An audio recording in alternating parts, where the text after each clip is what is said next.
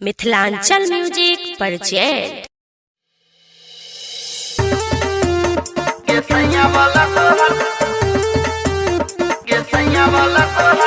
Singing by Manish Sahni.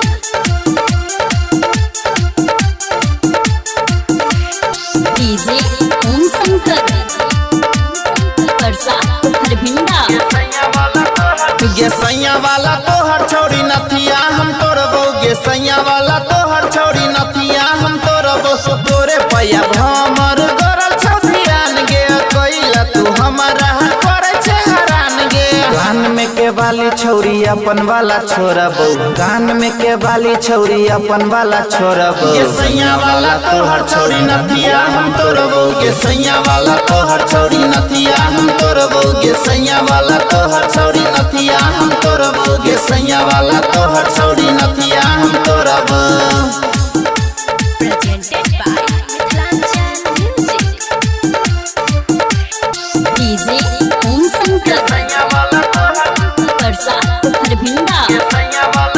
बन गयाल छे तू हट नहीं हमारा में शॉट नहीं चलता तोहर मना मानी गे। कतनो करबे आगा पीछा नहीं पुराई देबो इच्छा नहीं छे तू हमर दीवानी गे।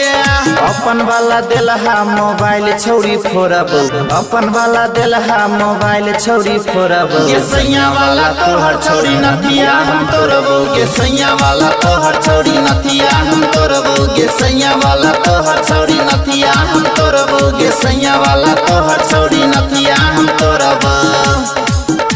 Presented by Mithilanchal music. DJ Om Shankar Parsa हरभिंडा।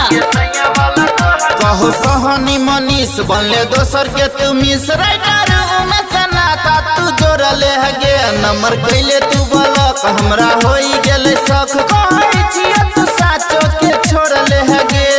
तोरा सनी मन छौरी सनाता जोड़बो, तोरा सनी मन छौरी सनाता जोड़बो। गे सैया वाला तोहर छौरी नथिया हम तोरबो, गे सैया वाला तोहर छौरी नथिया हम तोरबो, गे सैया वाला तोहर छौरी नथिया हम तोरबो, गे सैया वाला तोहर छौरी नथिया हम